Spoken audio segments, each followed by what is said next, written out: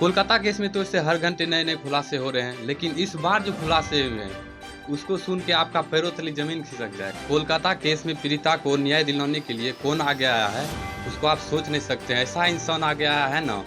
दरअसल डॉक्टर बहना को न्याय दिलाने के लिए संजय राय का अपना भाई सामने आ गया। उसी का खिलाफ संजय राय का भाई ने यह निश्चित कर लिया है कि उसके खिलाफ उसका विरोध करना है।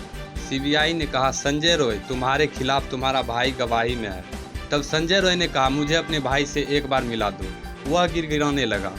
सीबीआई के ऑफिसर का पैर पकड़ने लगा अपने भाई से मिलने के लिए, लेकिन उन्होंने नहीं मिलाया क्योंकि उसको पता था ये गद्दार है, उसके साथ भी कुछ कर सकता है। क्योंकि संजय राय के भाई ने जो बड़े पोल खोले हैं, जो बड़े खुलासे किए हैं, उससे सिर्फ संजय राय को जेल नहीं होगा बल्कि हॉस्पिटल के 4 बड़े आला ऑफिसर को भी जेल होगा। साथ ही साथ आरजीकर कॉलेज अस्पताल का जो सबसे बड़ा इंसान है प्रिंसिपल संदीप घोष, वह भी सलाखों के पीछे जाएगा। इन्हीं कारणों की वजह से संजय रॉय का भाई इस केस का अहम कड़ी बनकर सामने आया। तो चलिए बताते हैं संजय रॉय का भाई ने संजय रॉय के प्रति क्या खिलाफ किया और डॉक्टर बहनों के खिलाफ अत्याचार का क्या वर्णन किया है। लेकिन आगे बढ़ने से पहले पीड़िता के लिए कमेंट बॉक्स में 2 शब्द कुछ जरूर लिखें ताकि उनके आत्मा को शांति मिले, और डॉक्टर बहनों के लिए इस वीडियो को एक लाइक करके चैनल को सब्सक्राइब कर लें ताकि उसको पता चले हमारे समर्थन में लोग खड़े हैं, न्याय जरूर दिलाएगा। दरअसल बता दें संजय राय का जो भाई है वह उसका छोटा भाई है। छोटे भाई ने अपने बड़े भाई के खिलाफ गवाही देते हुए सीबीआई को यह बताया है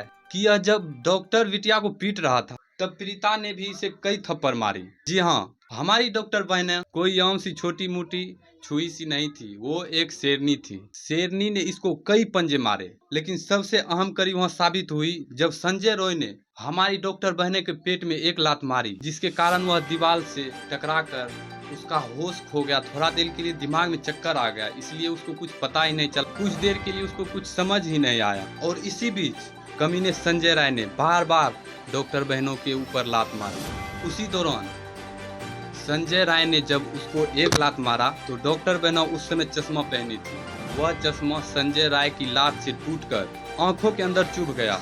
जब डॉक्टर बहना आंखों में चुभी चश्मे को निकालने की कोशिश की तो संजय राय ने उसका हाथ पकड़ के पीछे धकेल दिया, जिससे उसका बायां हाथ टूट गया था और दाहिने हाथ की कलाई में मोच आ गया था। आपको पता है जब हाथ में हल्का सा मोच आता है तो हाथ उठता नहीं है। ऐसे में एक हाथ टूटा हो, दूसरे हाथ में मोच हो तो कोई भी ऐसे में कुछ नहीं कर पाएगा। वो तो एक औरत ही थी। जब पूरी तरह से हमारी डॉक्टर बहना बेहोश हो जाती है तब संजय राय का ये गलत कारनामा शुरू होता है। संजय राय ने घिनौना काम करने वक्त डॉक्टर बहनों को बार बार पीट रहा था, और सीबीआई से यह पता चला है कि संजय राय को जब पूछा गया क्यों मारा पीड़िता को, तो उन्होंने बताया कि पीड़िता बहुत चिल्ला रही थी इसीलिए उसका गला दबाया, और तब तक दबाया रखा जब तक उसका आत्मा निकल ना जाए, तब तक दबाया रखा। और यह पता चला है कि संजय राय क्रैक फाइटर है।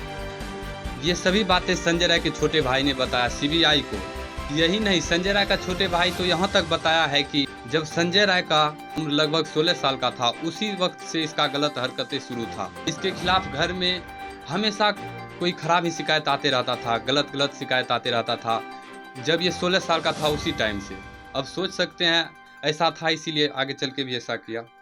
उसका भाई ने बताया संजय राय इसीलिए पुलिस के वॉलंटियर में जॉब कर रहा था क्योंकि अपने काले कारनामे को छुपा सके, और इसमें असफल भी हुआ, पूरी तरह से सफल हुआ। संजय राय के छोटे भाई ने आरजीकर अस्पताल के पूरे स्टाफ के खिलाफ का गवाही जो दिया वह सुन के तो आपका दिल ही फट जाएगा।